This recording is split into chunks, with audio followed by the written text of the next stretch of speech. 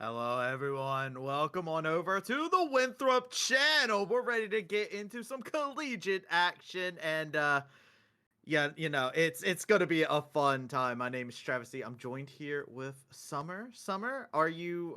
How are you? Are you thropping? How? Yeah. What's the climate like over there? Fully thropped and Mm. ready to go.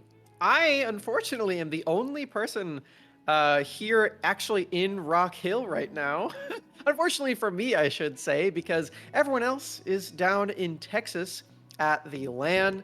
And yeah, lots of fun happening over there. But here in Rock Hill, it's a crispy 85 degrees outside, so pretty warm. I'm glad I'm inside. Summer, it's like 60 up here. I don't know what's going on down there, but you know what? I'm ready. I might not be thropping as hard as you are, Summer, but I am grand viewing at the current moment in Mm. time, looking to get into things. And you know what? If I'm going to be doing some grand viewing, let's go ahead and take a look at the bracket and take a quick peek at the journey some of these teams have gone through, and we can already see some of the updates that have came across inside of here. Any interesting ones that stick out to you right off the get-go as we overview this? Well, unfortunately, we did see them lose yesterday, if I'm remembering correctly. But the Heloisia run was very impressive. I was a big fan of the first round for CU Black, so that was really fun. And shout out to Saligo as well over there. Mhm. But yeah, that was really cool. I'm very proud of them. Yeah, same here, same here. I was big fan of the Boulder. That's how I always call him. I always think of the Avatar meme of the character from that. But our matchup that we're going to be looking at is down Double. here in the bottom left with Winthrop GVU taking on each other. Whoever wins this, there's another series actually going on for another MEC representative over on the other side. And if you want, we could go ahead and flip over, check out today's schedule, and you can see there's games going on all over the place. The winner of the Ottawa Braves taking on St. Clair is actually going to be who takes on the winner of this series, which is Winthrop versus Grandview University. Yeah, a lot of games today. I'm sure everyone's already been watching the other matches going on. UST, Purdue Northwest. That match has been in particular catching Yeah. my eye, as I believe it is 1-1 right now. They're Mhm. in game three, so. Oh, and it looks like things are heating up already in that game. I'm taking a sneak peek. I'm sorry, I can't help myself. Um, Games galore, travesty. It's good. It's so good. And we kind of hinted at it already as we kind of go through today's schedule and whatnot. I the UST Purdue Northwest, the St. Clair Ottawa Braves, GVU taking on Winthrop. Summer, my heart is torn. I got three MEC teams playing at the same time, and I have been there, a caster that has been a big advocate for them. Yeah. Well, you can only cast one of them at once, travesty. How Well, dare you? I mean, maybe you could cast all three, but I don't know if that would translate super well to a proper viewing experience. Would So that be let's a just tricast? try. In a certain sense, I guess it would be a tri-cast travesty, but it'd Yeah, be like you'd be like 1/3 casting each game. it'd be very interesting. We're going back to Academy Go days if we do that. But Oh on the yeah. other side of things, something that's here and now. If you would like to donate to be able to continue to add to the funding, make sure that we're able to continue adding more stuff, more resources to this. It would mean the world. We've already had so much overflowing support from the community about this. I hope that other people at large actually see the amount of effort that comes out from this and they turn around and go into it. But you can see the link there. It's gofund.me, and then a series of letters and numbers. I'm not going to say all those out loud, but You could. I could do it. But I trust you guys have eyes. And if you don't, then clip this and save it there. Maybe your phone can scan the letters and numbers for Oh, you. QR codes. Oh, We don't have a QR code, unfortunately. uh, But yeah, shout out to Grapes and Hawk for setting this all up mm, and making sure that these students, these players, have their matches streamed in an official way. Of course, all the Winthrop fans watching know that I would have been here regardless, but now it looks really pretty, and we've got travesty here, and we've got production, and we've got all this stuff. ready to watch GVU. So Oh. yeah, We probably unfortunately would have no been there. Rose today though. We only had room for one esports, one Winthrop E girl today. So I'm sorry. Yes. I had to replace. So we needed to have the GVU e-girl coming in here. Got my yes, flowing locks over here. But let's look I at got some. today's I'm back again. match. Oh, okay. They're I just see hiding. some just hiding. Okay. Let's go ahead and look at our current matchup because I think you and me will both be in the same boat. We'll both be wanting to watch this. We both be cheering on our teams. Instead, we would be probably hitting that Soju lean as we watch both of our teams go head to head against each other. Seeing as we have Winthrop versus GVU. And this is a fun matchup because it actually is one that has been happening over and over again. Some of the players have stories between them. I'm excited to get more into the specifics of today's matchup. Yeah, today will be a very, very fun time. Winthrop versus GVU. I believe that they've been having some words for each other recently as well, but we'll get to that in just a moment. Before we do that, let's take a look at who is actually playing on the teams. And for that roster for Winthrop University, it's the same guys that we have been watching on this stream all semester long: Denethor, Watao, Sword, Mobility, and Chookies. And I am very excited for this just because of the fact of it's going to be a good matchup. Not excited for the fact Winthrop is a scary team as well. So I look over at GVU and like, all right, guys, bring your A game because these players here, Mobility, Chucky, Sword, Will, Tritzter, Wakao, whatever you want to call them, they have many names, and then Denethor as well over in the top side. This is a threatening roster. So coming in here with my GVU flag is definitely a scary one. Yeah, we do have a bit of an Achilles heel though. Oh, what As was that? recently we have we have been on the receiving end of a few Jinx games. Hmm. Um, yeah, Hmm. I think we need to start banning Jinx. As you can see, we have lost quite a few times recently to Jinx. Up until we started losing to Jinx, we've been doing very well for ourselves. We made it all the way to the promotion tournament. We very nearly promoted. We did very well in that split, and we did end up getting second place in NECC. Unfortunately, we did lose to Ole Miss in the finals, and yeah, the Zonite here probably the reason for that. Yeah, just as a quick thing, I just want to, make sure that GVU, you're watching this, right? You guys see the I can give you there's Look two away, vowels in there, please. okay? Please. Look away. No, no, don't look away. Stare at the screen. Uh, let's go ahead and take a quick look at a team that doesn't have the same issue. We got Grandview over here, over onto the side. We got Strip Potter. We got Castle, we got Jinqual, we got Nightstar, we got Pluto, and all these players coming hot off the MEC had a phenomenal showing for themselves. Did come up as the second seed, so they did have to be voted into the round of 32, of course, for the national. But they have shown that they absolutely deserve to be here after taking down ISU last week. Yeah, the most important thing of all, they defeated Drew Dozer. That is not something that you just do willy-nilly, okay? This is a very, very big accomplishment that GVU have put up. I'm kind of saying it in a joking manner, but it is actually a really big deal that they beat ISU. That was a really impressive team that they had put together for the semester. So the fact that GVU did that and did it in a very clean way as well is something that kind of worries my little Thropper heart a little bit as we're going into this top 16 match. And with top 16, we talked about banning Jeans. Let's go ahead and take a quick flip on over to looking over at, I believe, some of the strategies that Grandview has been implementing inside of it. And you can see they've been big on lane swaps. So you were talking about, hey, ban Jeans. Well, GVU is doing something that a lot of teams aren't doing out there and doing it very well. This lane swap was really impressive, just the way that they set everything up from start to finish. Yeah, and if you're an MSI viewer, you are probably sick of these by now. But us over here in CLOL, we really have not seen a lot of this. It's very rare, especially over here on the Winthrop channel, where we have only watched the Throppers for the most part, and that has not happened whatsoever.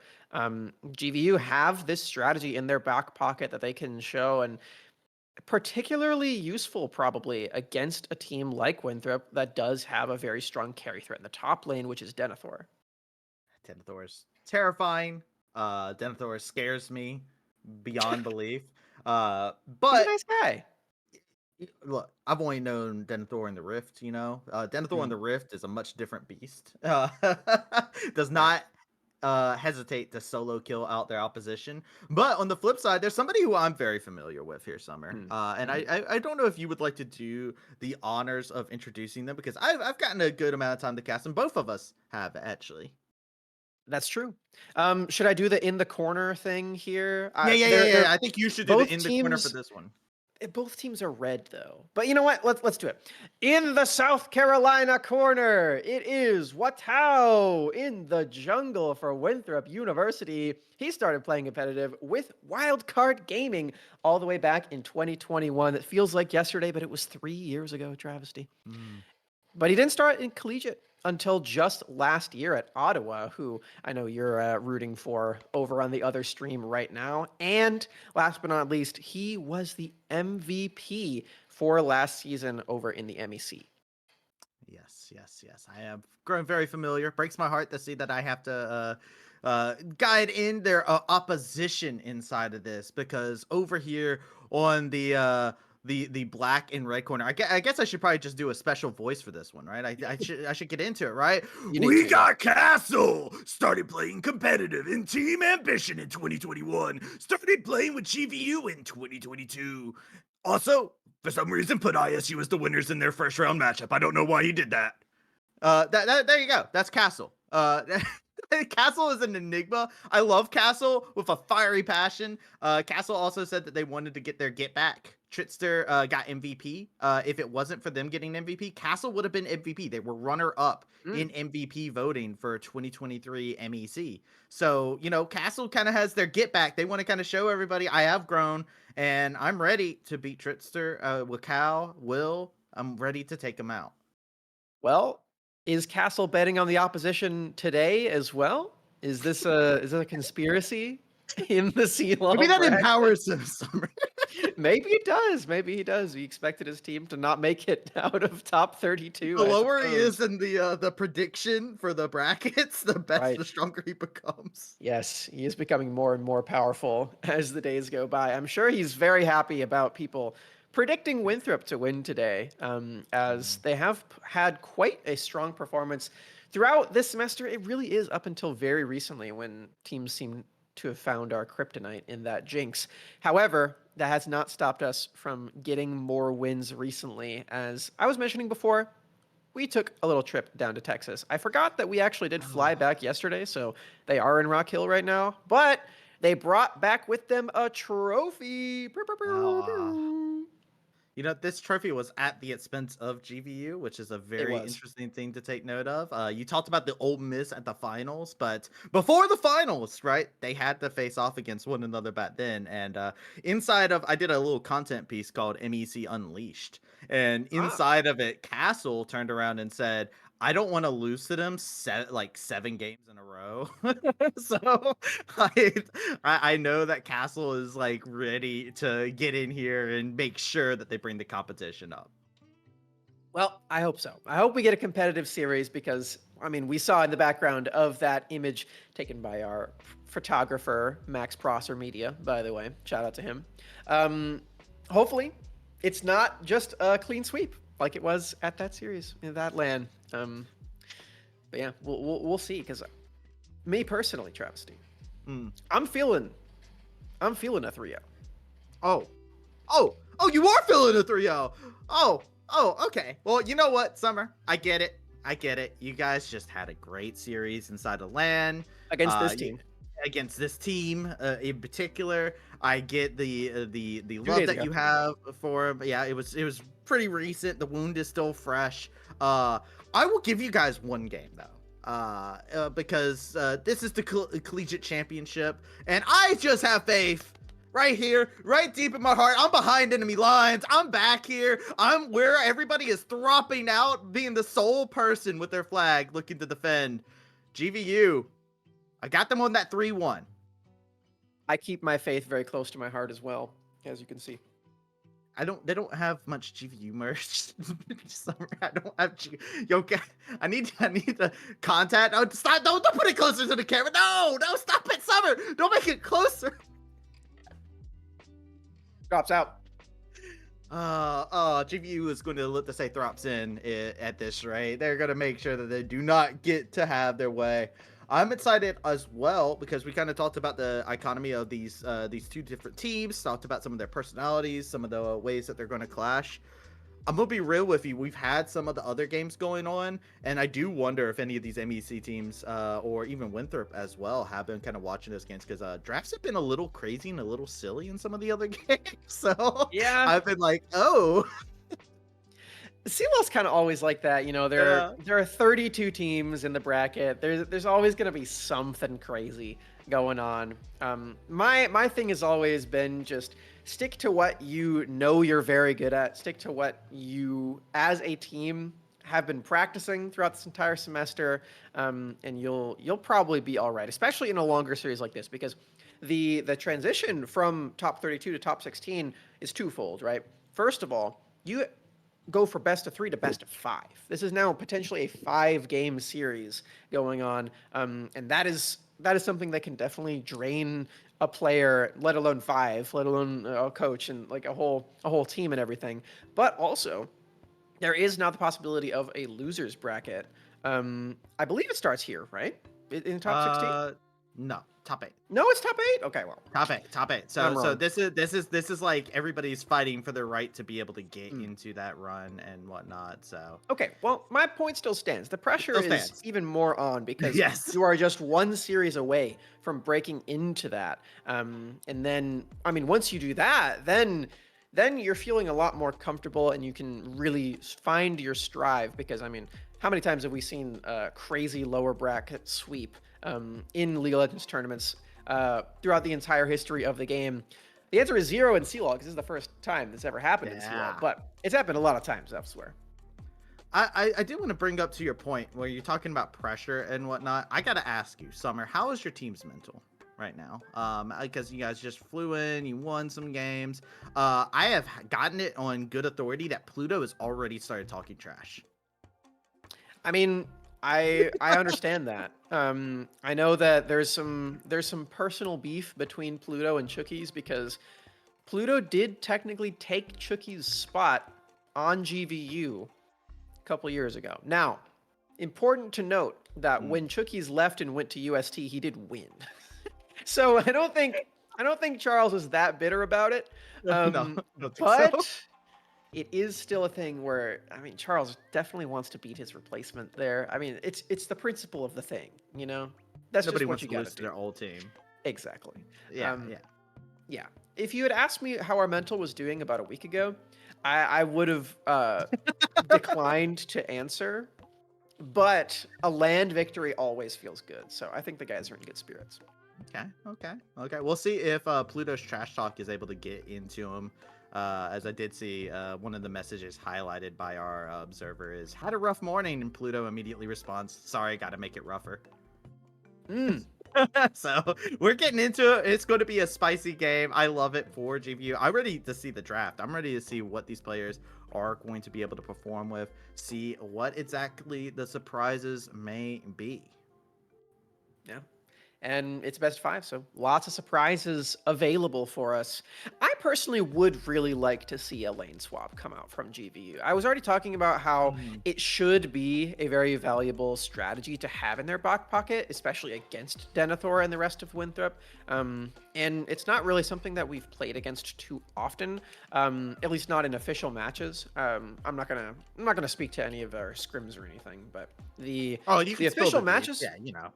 I'm not going to do that. But the official matches, we have not played against that very often. So this is something that if GVU have been practicing this and have been getting effective practice with it, they certainly can pull this out and get maybe a surprise win or two. And from there, you, it really just takes maybe even one more surprise win or just a solid victory from perhaps a Jinx later on. Yeah, I mean, I do want to speak to the strengths of Winthrop. I said it before. Denethor scares me. I do wonder if there is like any kind of adaptation or strategy they were able to go into. I tried to go back and watch like the NECC game because I didn't get to watch it live. So I wanted to go back and actually like watch and see if GVU did try to do a role swap inside of that. Try to do those lane swaps and what was the answer. And I didn't get to see it live, and unfortunately the VOD does not exist. So I went over there and I was just like, oh, I'm going to be either delightfully surprised or absolutely mortified of what the results would be. But I do feel like Denethor wants to get their hands on Strict Proctor. Strict Proctor has been a rock for GVU in the MEC season, and but they have just been they are a role swap, which you see a lot inside of CLOL. You know, Denethor is a bit of a rock himself. Mm. But he's more Plays of Malphite? like he's more of Dwayne the Rock Johnson, where he's the Final type of rock boss. that will like punch you in the face, Oh. and like completely carry you to victory.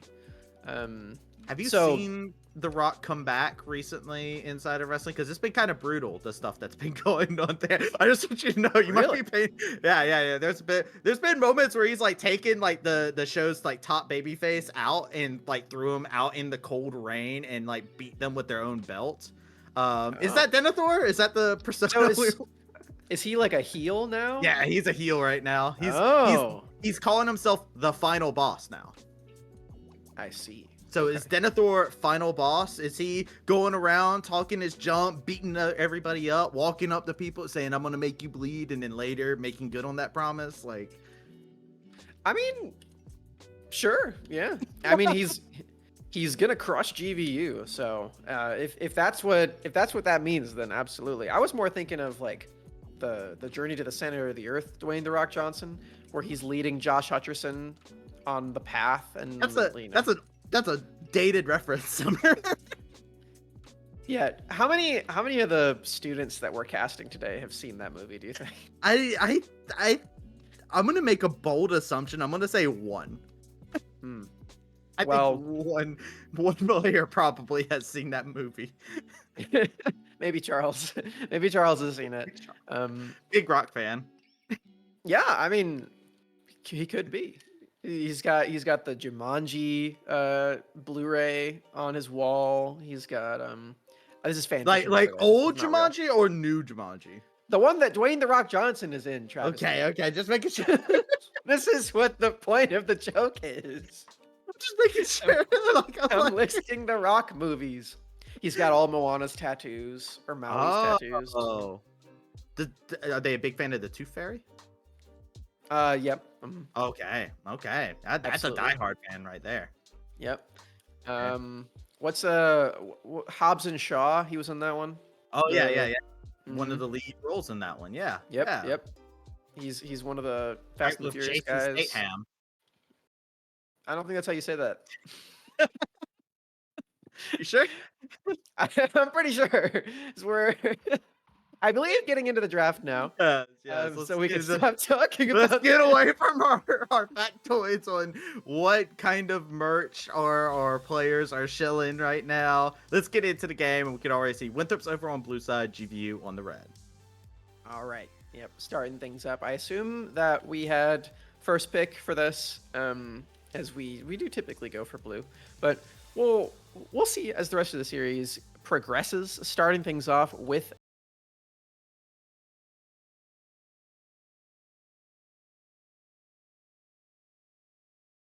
mid lane bans against Rico Sword so many times. Like most of our games are 3 mid bans. So we'll see if this ends up being the case again. I'm expecting, if history repeats itself, Nico and Oriana to also hit the ban table. They go for the 3-band strat, but over on Winthrop, they're being a little bit more diversified, right? The Scion taking that away from Strip Proctor. That has been a common comfort pick for them over into the top side. I'm actually curious if they will ban a little bit more up on the top side, just because it has, while Strip Proctor is a role swap, they have had a limited champion pool. They've only played a select, I can count the champions that they've played on my hand, despite the amount of times that every time I bring up that stat, I get a message from Proctor saying, I'll show you the next game. Okay, and then he adds another Yep. number there. We can use sign language here. Oh, 2, 3, 4, 5, 6, 7, 8, 9, 10. You can get up pretty high with that. That's pretty. Yeah, I can get pretty high with that. But Winthrop, they Oh, got their Nico first is pick. available. Nico's available. Is it a Nico first pick? Do we get the Rico Nico finally? Rico Nico. He has not been able to play this for so long. No, they need to All take right. Jeans because they didn't. Yeah, ban it. we got to get the. Yeah, we didn't ban Jinx. This is good. We're learning. we don't want to give away Jinx. This is good. This is good. You know what? I'm happy for the Winthrop, but you know, over inside of the MEC, there was another champion. Most picked champion out of their regular season was Varus by far, and Nightstar has been insanely precise with the champion. All right. I'm looking forward to seeing that. I know back in the day, Nightstar, I knew him mainly as the Cogmog guy that would just play Still that. will pull that out every single game. Yeah, I'm sure he is. You don't just stop playing Kog'Maw. Okay, that's a way of life. lifestyle. Yeah. That guy will still be playing Kog'Maw when he's 53. I'm fully convinced of that. Just like I will probably still be playing Hui at that time. That champion is just a piece of me, you know. But yeah, I'm expecting a Nico here eventually for us because if I know Rico, I know he's been frothing at the mouth to play that champion because it's been banned so often and he's so good at it. So I'd be really surprised if we didn't take it here. But first of all, we're going to lock in the Tahm Kench to add some more safety to mobility on the Jinx. Yep, I like that. I think Jinx is a champion that does need it, and it does look like they're kind of weighing their options. Sejuani to lock in, so Nico will be available to be banned by GVU in the second ban phase if they so choose. But CLOL has been a player who's played against the champion quite a bit. It's a very popular champion over in MEC. CLOL has been very good into those matchups, has a really good champ pool into it, so we'll see what the answer and the response is. We get Castle's legendary Lee Sin to start things off for him. You know, we were talking about the junglers and how they've got a bit of a grudge match going on. You know, there's a bit of trash talk in the air. Both of them incredible at Lee Sin, and I'm sure that Castle's very excited to have the first go at this champion. Now, of course, this isn't the fun fearless draft that we've been seeing, so he certainly could play Lee Sin for the entirety of this series. But I mean, if he gets to do that, then I think Watao will get a little upset about it because he's very big on the Lee Sin also. But as far as Winthrop is concerned here, this Lee Sin doesn't actually look all that threatening. You don't have a very easy time accessing this Jinx if you're trying to punch through two gigantic tanks, one of which can just eat her. So this is going to be a pretty tricky Lee Sin game if things do go late. And I mean, speaking of late game, Jinx is here. Winthrop already has that on lock. Looking for that facilitating playstyle from this Lee Sin as we finish up ban phase 2. Some of the big picks taken away from CLOL, got rid of that Akali and Hui that they were popping off on. Your Nico still available, so you still have that over on Winthrop, while GVU said, all right, let's get rid of the Viega, let's get rid of the Camille. We're kind of thinking that Sejuani is going to be more towards the top side. So they're playing their respects as they go ahead and lock in the Ornn. Yeah, I think GVU have realized that they are lacking some late game. Locking themselves in another tank, this one, the super tank, the tank of all tanks, Ornn up in the top lane. Now, if Nightstar does go for that on-hit Varus, then he will have that front line available to him. And with this Graves locked in, we actually may be seeing a bit of a flex pick. Sejuani potentially going up to Denethor in that top lane, or maybe a lane Graves. Either way, we are lacking a lot of magic damage. Nico has a lot of magic damage. Come on, guys. Come on. I have been waiting so long to see the Rico Nico. It's Silas. I mean, that's pretty good against Ornn. You can't blame him. Yeah, you can't blame him. I mean, you got some good abilities, right? The Nautilus is also there, so that's another good one to be able to yoink away Varus's pick potential with their ultimate. And we have to see what CLOL will grab. CLOL likes to play a lot of these mid laners that have these big mid-game presence moments, right? They want to be able to have those moments where they can definitively take over a fight inside the pits, inside of objectives. They take their Aurelion Soul. There it is. It's locked in. This is a CLOL pick right here. Highest DPM inside of the MEC from their regular season. They're looking to bring that out here yet again on this Aurelion Soul. Yeah, not surprised to see that whatsoever either. Pairs very well with the likes of the Ornn and the Varus. A nice complement to the late game damage style of Varus, where you're focusing very heavily on those auto attacks. Now you have some more zone threat with all of the big galaxy stuff that Aurelion Soul drops down, making it a little more difficult for Jinx to actually lay down the auto attacks, and certainly more difficult for Silas to actually get in range to deal all the damage that he would like to do. What I was saying before about Lee Sin not really having an easy time in this game is now even more true, however, with some more beefcakes thrown in there. Graves and Silas not the easiest to take down for Lee Sin, so Castle's going to have a tough game.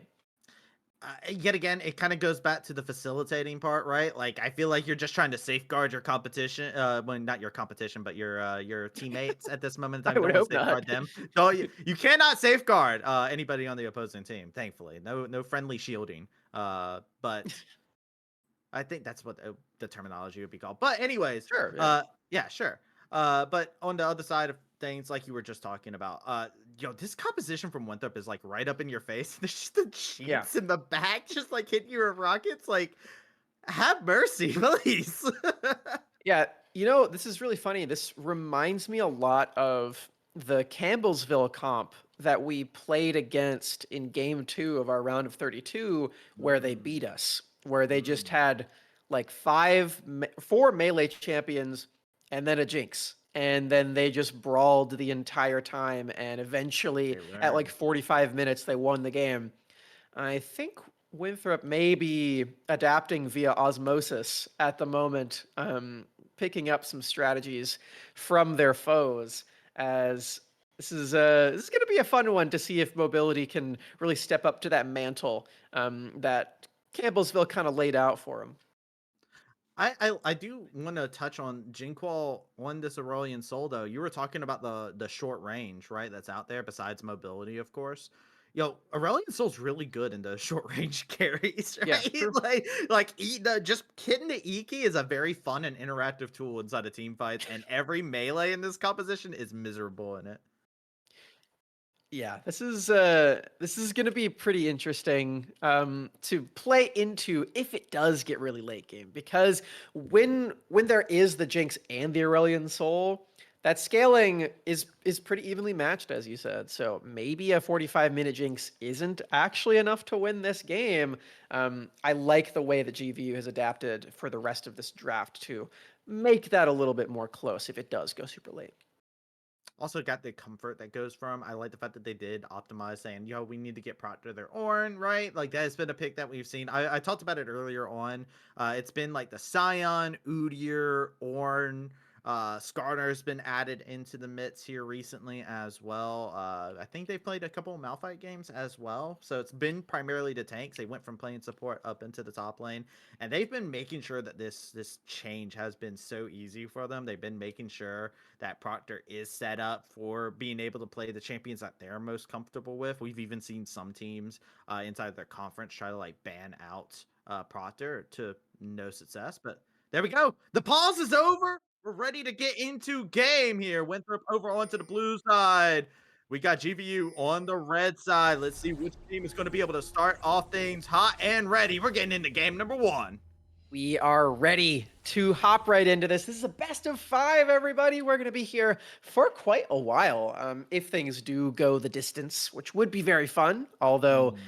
most recently, results have not really geared toward that, at least for GVU. They have yet to pick up a win against Winthrop University when considering the last land that they went to in Texas, but they're definitely building a composition that can potentially get there if this Aurelion Soul can get online. There's a timer. Anytime there is an Aurelion Soul, I'm just saying, Summer. This is the one thing I love about Aurelion Soul is even if you find yourself getting behind in any situation, you're just buying time because eventually that Aurelion Soul does become a problem Yeah. and can have that comeback functionality. You were talking about we showed the ban Jeets. Aurelion Soul can do a lot of the same things that Jeets can do. It could be a new thing that you might have to set up a little graph about. Might be something to worry about. But we have not lost a game like that to wait, no, we did. It was to Samikin Blue Water. Oh no. I'm bringing back memories. Oh no. Okay, let's not think about that. Let's just Think about it let's more. just win Do this it. game. Do it. Okay, Palpatine. It's my job here. My role here is to be the ball of chaos in favor of GPU. We have our biases, right? Inside of this summer, Yes. you and me both have our specific biases, just because we've been covering these teams for so long. Yeah, we have. I mean, I'm literally steps away from the esports facility here at Winthrop as well. So, if I didn't root for them, they would know where to find me. They also pay for my school, so Yeah, thanks, yeah, guys. yeah, yeah, yeah. Drops out. All right, you just hear the door crack open, drops out. Remember, say it. Say the thing. See the roar. But Ooh, close one there. a little bit of a interaction there. Both of these supports, by the way, we didn't get to touch on it too much. We talked about the personality of them. Both of these supports do want to go in at any given moment, and I am very excited for that. Yeah, the knock up there very nearly connecting us. Oh, little lollipop on the hook. Nice trade onto Chookies. Not exactly where you want the damage to go. You certainly would rather it land onto Jinx in this matchup, but you're not really going to complain if you're hitting somebody there. Do they have the Graves actually over onto the top side of the map? I'm actually not sure if they know about the Graves being up there, but this is just Trickster thing. Trickster's just cleared out everything, and Castle's Yeah. just wandering through a wasteland. Did take one of those camps up there, and then look at this feast awaiting him in the bottom quadrant. All of these camps are available if he can just go down there with a straight line, although may need to play goalkeeper up top if he can get there in time. Not going to be able to. The safeguard comes in. Denethor is in for a rough go of things. They're trying to get a trade, but the safeguard keeps him alive and topped off. First blood goes over to Castle's Lee Sin. Yeah, not quite needing a lane swap to shut down Denethor so far. Well done for Proctor and Castle finding an early kill. You were talking earlier about how Proctor's very comfortable on these tanks. I think this is the first Sejuani game that we've seen from Denethor in quite some time. Much more used to seeing him on the bruisers, so this is a different role for him to take. Like I was saying before, this is a mobility comp for sure. You've got Jinx, you've got your 4 melees, 3.5 kind of, you got Graves. That's your win condition. This is not a play to top lane game, which is why we're seeing Watao, path away from that position and kind of leaving him to die up there to Castle. But you definitely still don't want to be giving up first blood like this. This is a way to get Lee Sin into the game. I mean, look over on the flip side of things. The Graves is looking pretty good. There's the safeguard going in. The Silas can't get it. Does not get breathed on a little bit too hard. CLOL gets the kill, and Castle yet again making sure things happen for the team. Yeah, this is the time of the game where he really needs to get that going. Like I said, he does not scale very well into this game at all. His targets are super, super limited, so he needs to make a statement while he can, and he's done a phenomenal job of that so far, getting both teleports very early on alongside these kills and onto his scaling members, no less. This is going to be a very accelerated set of solo laners. So fun to be able to see this coming out from them, especially since you did see that invade happen from the Graves earlier on. So getting their get back, as some of these scaling members. And this is kind of GVU's strategy, right? They want to just kind of be even slightly ahead if they're in that position, right? I always say there's like a countdown, but Winthrop, they don't want to let the clock hit their ideal moment. They want to keep that pressure going. You see that Graves starting to have a little bit of an impact as yet another hook. It's not going to result in anything except a little bit more HP shed. Yeah, 300 gold lead so far for GVU floating around there. That's not exactly enough, I would say. You said that they're okay being a little ahead. Oh, wait a second. Nice shield Chucky there. is taking a good amount of damage, and Mobility's still firing away. Pluto flashing in. The Ignite has I don't been know used. about that, Pluto. Pluto is in for a world of pain, but Chucky's goes in a little bit too deep, and Nightstar makes sure to put his head back down under the water. Oh man, we're getting super aggressive very early on. Oh! Soul doesn't hit the resonating strike, but will land the crippling blow. One more kick to the face. Doesn't need any hands, only needs to show them defeat. All right, now it's feeling a lot more like they're solidly ahead for GVU as these trades are in spicy in the mid lane. Things are heating up very, very quickly. Fully preheated is Grandview, and like I said, I don't think this is what Winthrop wants at all. They are playing this scaling team. They're playing this death ball 5v5 composition that relies very heavily on Jinx resets. And now they're kind of letting the whole game slip away. I mean, Castle's had impact on all 3 lanes now, technically, right? They came around down to the bot side, and you can see the pace has been accelerated. This Graves wants to get on the map and wants to get a play happening. Possible dive to set up, but the wave's not in a great place. Denthor can't destroy that wave too quickly just yet. Yeah, not only that, but Pluto did make a roam up here, so if he did right away, then that certainly would have ended in chaos. This could be the moment, though. Yeah, Glacial Prison gets thrown in, and Denethor throws away the key as a result. Castle was farming on top of a ward, so they knew they had the space to work with. All right, and that's going to be a couple plates up top. Proctor, no teleport on this Ornn, so at least Sejuani is going to be getting quite ahead. As I was saying before, this is not the usual look from Denethor. He's usually playing those skirmishers, those bruisers that can really play, make, and deal tons of damage.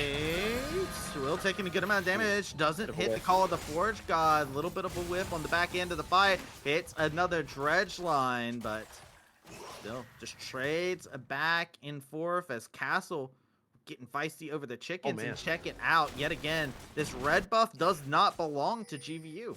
Yeah, it's warded, so at least they can watch as Witow takes that one away. At least they can watch, yeah. Yeah, so they have the timer for when it respawns. But yeah, that one's toast. Alongside the grubs from earlier, this has been a bit of an herbivore performance from Witow. Apart from that one gank up top lane, this is very farm focused, and including the objectives. Something that you always see from Graves when you're trying to focus very, very heavily on taking all of your camps off of cooldown. He's kind of let them stay alive for a long time in a lot of these circumstances to make time for top lane, make time for the grubs, get some invades down, but he's still very far ahead in terms of gold, and that'll only be further expounded upon once he's taken all his camps from outside. Too. You see Denethor yet again getting another play. Yummy yum, delicious. Proctor just doing what they can, playing this Ornn over to the top side. But Dragon, first Dragon of the game, was slain by GVU as a result from all this focus, and you know that is good for them. This is what they would like to do. If you are GVU, this is what your comp is built to do. No Cloud Soul either, so it's nice. So it's always just a good one to get out of the way. You're like, okay, at least it's not the movement speed one. Although if you're a Skarner, maybe. Here comes the play. Dragon Rage kick was yoinked. Sword not in a good situation. Is going to get breathed upon. Gets away to the safety as there is a Graves holding him in the arms. That Super Mega Death Rocket doesn't find a mark either where on the map. All right. Flash blown out of Sword makes that a favorable play. Oh, the Glacial Prison. Damage. Bellowing Bros. Wait a second. Can he do it? No, one more auto, Proctor. I saw the vision, but it was cursed. Oh, wow. The slimmest of margins there on the tower dive for Denethor, but he knew his break points. Finds the kill up in the top lane, and he gets the wave crashed as well. This is a very, very fed Sejuani all of a sudden.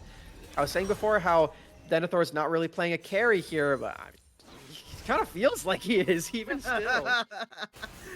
Well, on the bright side, can't build Demonic Embrace anymore. That's not an item. It doesn't exist anymore, so I don't have to worry about any shenanigans from like a slightly AP tanky Sejuani just carrying in the top side. But, yo, this might be the signal, you know, they're just trying to farm it up. Proctor is getting beat up. This tower is not long for the world either. So, right, like, I could see a world in which they just absolutely brutalize Proctor yet again over into the top side. Proctor missing out on that big headbutt yet again. Yeah, and Denethor does have Demolish, that's the rune. So he can crush that turret if a cannon wave comes through and he gets the really solid push down. Ooh. Close. That hook was never going to be super impactful because Pluto would have been caught up by the chompers. But Yep, okay. There's that first turret that I was talking about up top. Yeah. First turret. Denethor saying, I don't have to play carries. I don't need to be on something like a Camille or anything like that to just carry a game. I can just play Sejuani. Get you in the mountain of meat in the top side. This is also a Sejuani that got first blooded, if you'll remember. Yes. Castle made his way up top super early on, but doesn't even matter. Denethor up 40 CS, full first turret by himself, enough pressure for his jungler to take 6 plates, and he's got ult, so he can roam mid here. Yeah, check out Jinquil. Jinquil knows that there is a potential dive happening, so they're hovering towards that bottom side of their lane too. So much pressure being applied, but Castle is in the wings. Could be a moment. Ultimate comes in, they get the stun, get a plate. Winthrop say, all right, that's enough. We got what we wanted. We got 1 plate. Let's go ahead and head on back. Denethor walking away with still like 75% HP. He's like, all right, guys, I tanked Aurelion Sol's entire combo, including ult. I'm going to walk back top line. Like, this is very strong Sejuani. Yeah, Sejuani is very strong. Proctor, not so much. Having a really hard time in this early going. They're just trying to collect a little bit of farm, but Winthrop, they have complete control over this top quadrant of the map. And, you know, GBU, I was talking about playing their strategy. They are looking to try and get Nightstar a little bit more ahead. Here comes the dive. That charge used, but immediately the teleport has been called by Sword, forcing out the flash. Got Jinquil here. They're going to fly over the wall. That charge goes in, but Jinquil doesn't get hit with the knockup, so they get to continue zoning out with their breath. Castle getting a little bit in there. Too fast, too furious, safeguarding away from the action just in time for the Graves to show up and apply a little bit more pressure. A bit of a 4v4 down bot lane. We'll see if the grub autos can find another plate perhaps for Winthrop University. The wave clear seems to be efficient though for GBU, though Denethor, man, this is what, his 10th plate on Sejuani? Yo, Denethor, He's up 3k gold. Thanksgiving is in November, not in May. You can't be getting this many plates, okay? I can't. We gotta put a stop to that eventually at some point in time. And you can look at the individual goal. Like Sejuani is up by so much. Having a bit of a cheat day here is Denethor. He's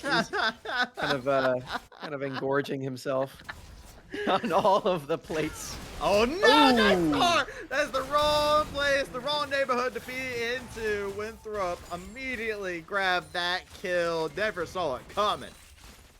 You know, only Winthrop University could take a composition like this and make it about the top laner. This is a full-on just bait and switch moment where we've got a Jinx that's super far ahead, and GPU's like, oh, okay, well, we don't need to lane swap anymore. Oh, 2 Call of the Forge Gods meet. Which one comes out on top? Apparently, it was the one that was yoinked away. Got plays down into the bot side as well. Denethor a little bit too tanky, though. They got that Heart Steal already proccing, so they got that bonus HP. Nobody falls.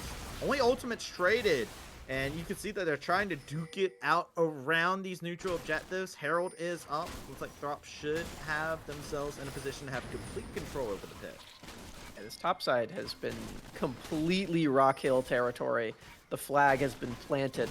And this is quite the performance from that top laner. And like I was saying, Denethor, he's used to playing all these bruisers and everything. He's used to being a bit of a main carry, but he shouldn't be in this game. It just shouldn't happen. And yet here he is. All of the kills on the team are on the Sejuani top lane. 2 items already. He's just brazenly walking into the face of Castle. He's got 4k HP. Yeah, even with that Sundered Sky, I don't know if that's going to be enough for you to get through all that meat. You gotta do something, because that boar is going to just go ham onto you in any case and scenario. Denethor can actually just eat up this bot wave here, just holding it as Nightstar continues to put pressure. Castle's down here. I mean, Rift Herald is just going to get called topside, and all of a sudden Mobility's about to get some more gold. Yeah, no reason for him to go super aggressive. Him being Denethor on that bot lane, didn't know quite where the Aurelion Sol is. Oh, Now hold now he on, hold does. on. Nightstar took a good amount of damage inside of the trade. They are lethality. Remember, the Dragon Rage kick stops Denethor from getting onto Nightstar. They're just going to continue trading. Get a Heart Steel proc for your efforts, Denethor, but you will find yourself taking the express route back to the fountain. But as a result, for Tribute to make that play happen, 2 towers claimed by Winthrop. Yeah, about a half a second away from the W2 hitting Nightstar and making that a 1-for-1 trade, even in the 1v3. So that's pretty ridiculous from Denethor, but he does eventually go down. Thought he was a little safer than he ended up being. But as you said, the trade for 2 turrets certainly will favor Winthrop University. So they will now redeploy onto this map with some extra gold. Very nearly at the Infinity Edge spike for Jinx on mobility. And the Knight's Vow as well, at which point I really don't see a team fight being lost ever. It's definitely an uphill battle, GVU. They do have that Aurelian Soul. One of our fellow casters, RMC, had this theory where he's just like, depending on how far ahead you are of an Aurelian Soul, that's how many K of gold that you buy yourself when you hit the 20-minute mark. So like, if you're 5K ahead, 25 minutes is where the Aurelian Soul starts to get kind of scary. And I always thought that was actually a very interesting stat, because you do see those moments, and I think GVU might be thinking to what RMC has said in the past, right? They might be looking at the Aurelian Soul and kind of going like, all right, Jinqual, listen, this Sejuani's a little bit too thick. This Tom Kent's a little bit too thick. You're the only one who can shred through it. Yeah. He is at least on the Leandries, so he's got tank shredding on his mind, Jinkall. But yeah, this is maybe getting tricky, as Denethor will probably have oh, what's that called? I don't know. I can never remember the names of the new magic resist tank items. I just call it Moonfire Cape, and oh, the other one, I remember somebody said it in like a Scottish accent, and it sounded way, yeah. The Cainic Rookern. That's the other one. Recurn, yeah. Yeah, say that in a Scottish accent. Nick Recon? Is that Scottish? Is that Scottish? I don't know Scottish. You know, I don't know if that was exactly Scottish, but it did sound cooler when you said it like that. Yeah. It felt cooler. I did a little pose when I said it too, so that made the difference. Oh yeah, wow. Okay, we need to get you on camera for that. Yeah, I'll do my little poses and whatnot. Right now, Winthrop might be looking to post themselves up for a team fight inside of this. They call in the teleport, call the Force Guy coming on in. Front, they're going a little bit too close to the sun, but it's A-OK. Castle getting in there deep. Call the Force God was joined over onto the side. The Dragon is A-OK, but Castle can't say the same. Pluto nets up onto the list, trying to cross off a couple names with the Super Mega Death Rocket. It implodes. All 5 members of Winthrop stand tall. They find a clean ace. Oh, what a valiant effort there from Castle. He dove in. He even got the flash kick onto mobility, but Chookies found the Devour target right in time, saving mobility's life. And from then on, there is just nothing you can do. The team fight is so strong. The front line is so beefy. I mean, Denethor stayed at half HP that whole time. Look at him. He's still pushing. This front line is way too deadly. I mean, it was so many cool things, but it's costing them so much. Winthrop getting another tower as a result. They're going to grab another dragon for themselves. The gold lead is ballooning in favor of Winthrop. GVU, they've got to figure out a way to get a fight in their favor. And some of the points you were talking about, Summer, earlier on are starting to come to light, right? This Lee Sin. Castle has shown us fantastic early game on it. What do you do inside the mid to late as you're starting to transition into these team fights? The struggle that's coming out here. Proctor's not able to find any big engage moments either. They're getting chumped down to size, right? Like, there's so many things that GVU have that are just really affecting them negatively. Yeah, and Asol's not quite there yet, as you mentioned. The quick RMC math slates us. If I'm reading what you're saying correctly, they would need to get to 35 minutes for this to not be a problem anymore. Is that what you were saying? I Uh, think I did that math right, yeah? that, 7K gold, so that's so 7 about times 30 5 is minutes. 35. Yeah. They're like, yeah, pretty much. So they're like, all right, we're Okay. looking at the 35-minute mark for this Aurelion Soul to pop off, and Okay. that's not where GVU normally ends their games at, by the way.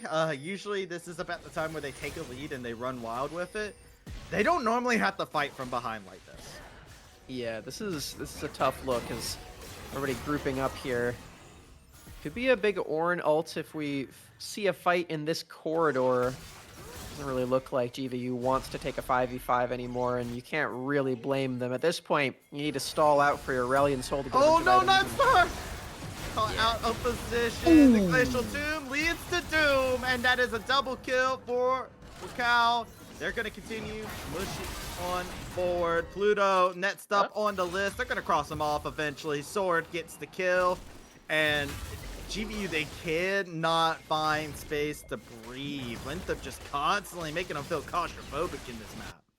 Looks like it's going to be a Baron started up here for Winthrop after taking 3 quick kills. Not as focused on the turret demolition this time, instead taking down the thing that breaks them even faster later on.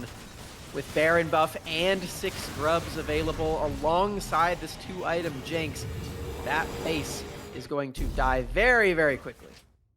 Very, very difficult game at this current moment in time for GVU. The comeback features that are there. This gold lead's growing, so it's becoming even longer for the map to check out, right? Like, it is not getting any easier in a perfect world for GVU. They're trying to figure out a way to recreate that, but on the bright side of things, if they are able to hold out, if they are able to turtle, GVU, I might be looking to try and take a book out of Udyr's playbook and hit up that turtle stance. The first Gen G Baron buff of the series, taken by Oh. Winthrop University as they are now pushing in. Yeah, we got a name sponsor there. That's pretty cool, huh? Yeah, cool, pretty cool. I Pushing up like mid, pushing up bot lane. As I said before, 6 grubs, Baron buff, Jinx. These turrets are paper. You got to do something to defend them, GVU. Otherwise, your entire base will crumble up into a ball and get thrown in the trash. See how the Genji power play will turn about. They have 3 towers to be able to claim their name too. And here we go. One big fight to come about, but Yo Castle, what you got? You got nobody there to be able to help you. The damage laid in was so massive. Chookies barely able to survive, make sure that Will is able to stay in the game, but Sword is ravaging that mid lane tower. The bot lane tower is getting annihilated. They are getting everything they could possibly want through out of this exchange. 2 inhibitors to the name of Winthrop. Ooh, that was one auto attack on the Nightstar. The crit with the Kraken looking mighty fierce is, like you said, the Lich Bane from Sword doing so much work on that mid lane at the same time. I didn't even consider that, but everybody on this team gets the 6 grub benefits, and that's 2 inhibitors taken. Won't be quite the end of the game. Only a Lee Sin kill does not get rid of the main wave clearer in the Aurelion Soul, so not quite the Nexus turrets, but I don't know if GVU can really get their way back into this one now. Second item on Aurelion, I don't think that's enough. Yeah, it's not at this current moment in time. You need a little bit more. You need that magic resist. You need to be able to shred through some of that magic resist. You gotta get something else for you. Pluto is caught out of position, and there is no world in which they will remain safe. This Baron buff is still intact. They're running it down the top side. They want that triple inhibitor, and they're gonna ask GBU what it means. Call it the Port God. Goes over onto the side, hitting both the carries over on the flank. Varus drops off. And GVU, they're trying to hold on for everything they got here inside of game number 1, but one by one, like dominoes, they continue to fall. The scaling was not the win condition that they wanted it to be. Jinqual barely able to survive the exchange, but the same cannot be said about the base as it is gone. Winthrop taking game number 1 in this best of 5. And we didn't even need to make it to 45 minutes with our Jinx. This time, we have the super strong Sejuani up in that top lane. Denethor flexing his muscles early on. I'm looking at this right now, and he did the most damage in that game. Travis Deep. Uh, Yeah, that's ridiculous, by the way. Why is he Central he Honey doing over this? he over doubled the actually no. He did he did. He did more than both marksmen combined in that game on Sichuan. Crazy. That's crazy. What? Absolutely filthy game from Denethor in that early to make sure that the scaling was very accelerated for Winthrop University as we take the first game of this series. Still best of 5 though. So Yeah. this is just because that first game was a quick one does not mean that we are done anytime soon. This is going to be a really fun one, and I think the early game from Castle showed enough to where I'm not super confident in the accuracy of that 3-0 prediction, but I mean my faith is still there. Yeah, I mean, I did say Winthrop was going to take one game. I gave y'all that. So, GVU, they